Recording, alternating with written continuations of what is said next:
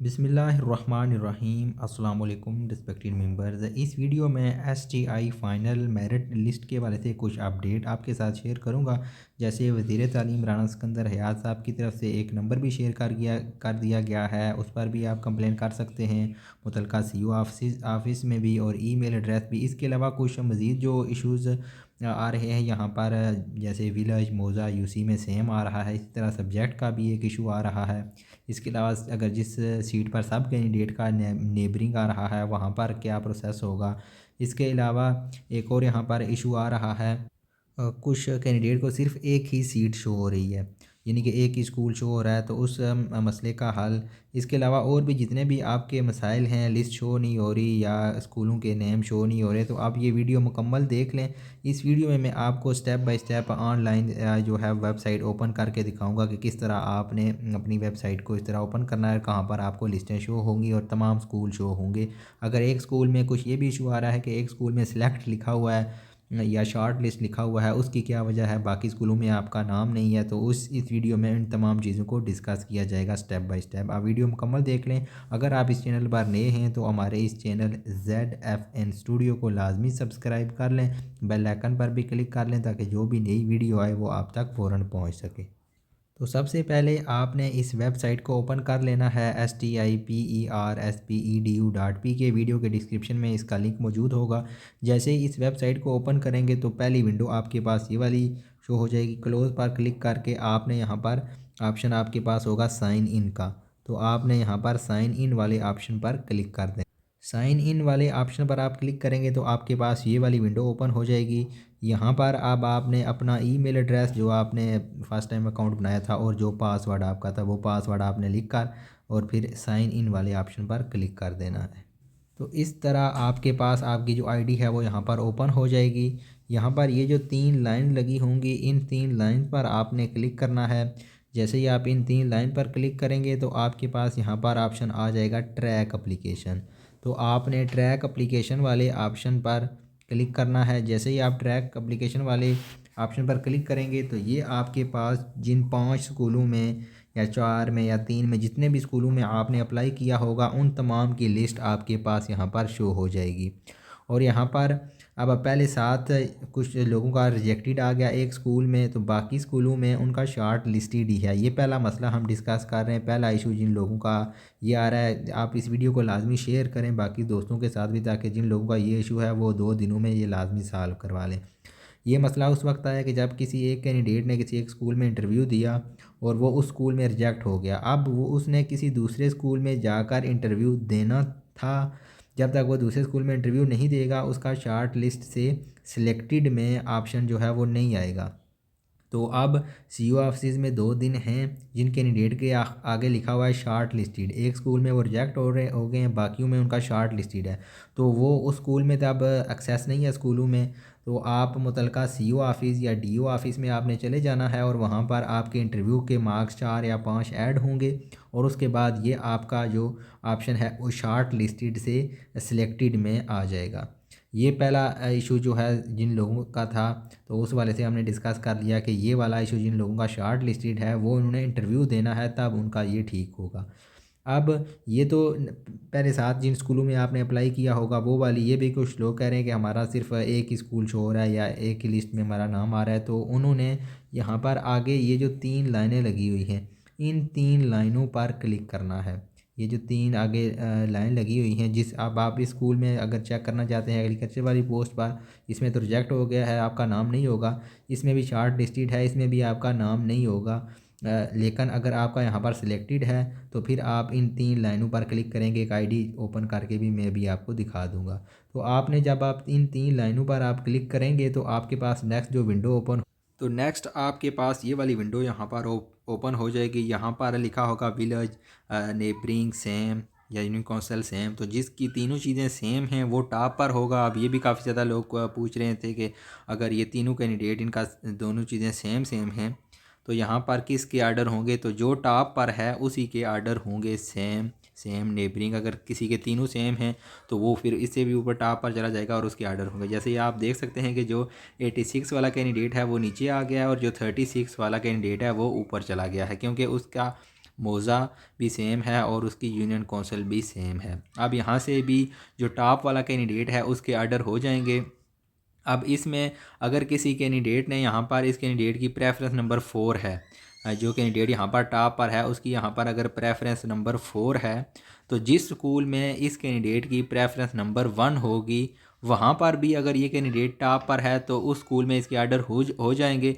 फिर ये जो नीचे वाला कैंडिडेट है वो यहाँ पर ऊपर आ जाएगा और उसके यहाँ पर आर्डर हो जाएंगे। ये इस तरह जो है सारा प्रोसेस चलेगा।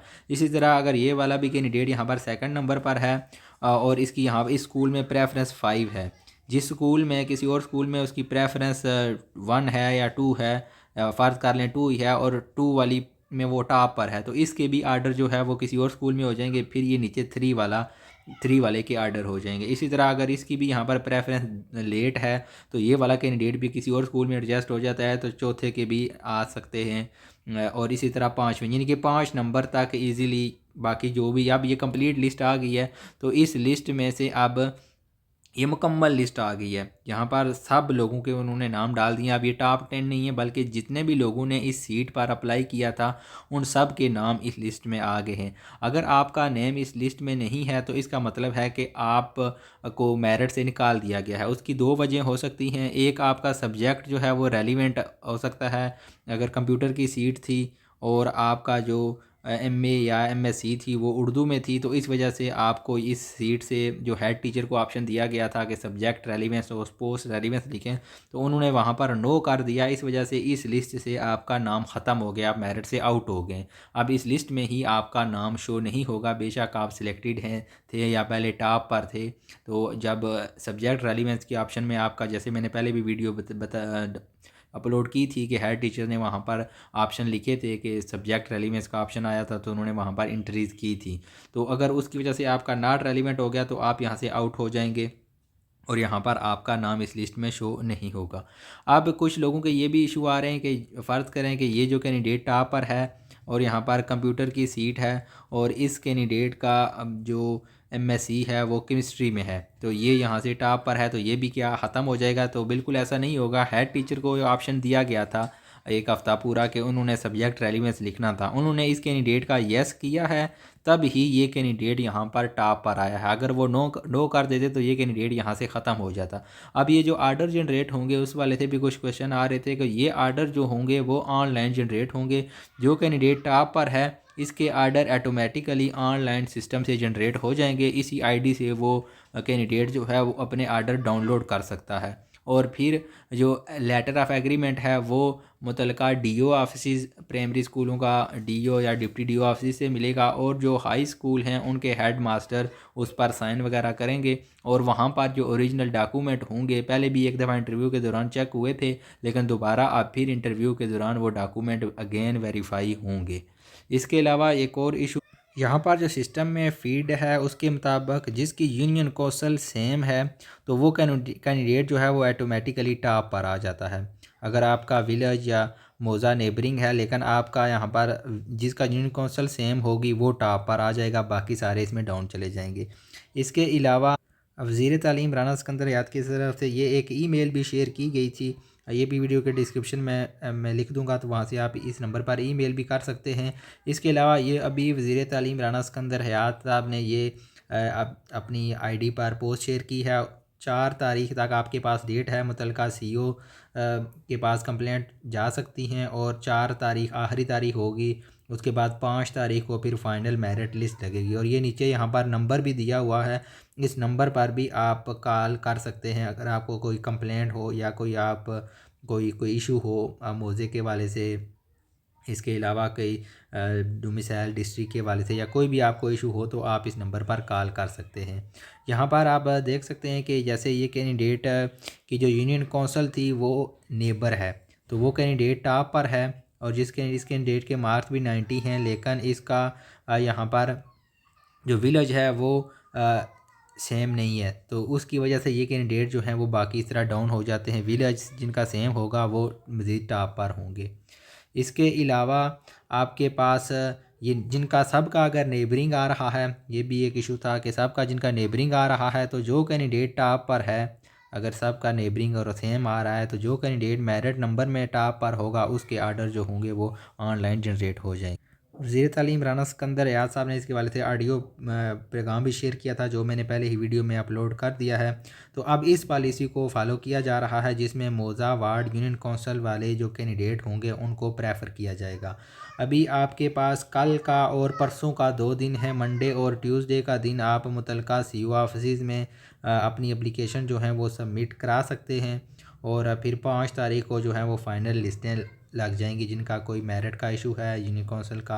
बाकी जो सब्जेक्ट रेलिवेंस है उसकी वजह से जिसका लिस्ट में नाम नहीं है, आप जो मैंने वीडियो में तरीका बताया इसी के मुताबिक आपने सारी अपनी आईडी को ओपन करनी है। अगर नाम नहीं है तो इसका मतलब है कि आपका सब्जेक्ट नॉट रेलिवेंस है। अभी जो टॉप पर है जो कैंडिडेट उसके आर्डर हो जाएंगे। अगर किसी कैंडिडेट को इशू है वो कॉल इस नंबर पर करता है या सीओ ऑफिस में कंप्लेंट करता है। तो फिर अगर किसी कैंडिडेट का यहाँ पर चीज़ें सेम आ जाती हैं, जैसे जैसे अदर तीनों में लिखा ये सेम आ जाती हैं, तो फिर ये कैंडिडेट जो है वो ऊपर चला जाएगा और ये वाला कैंडिडेट नीचे आ जाएगा।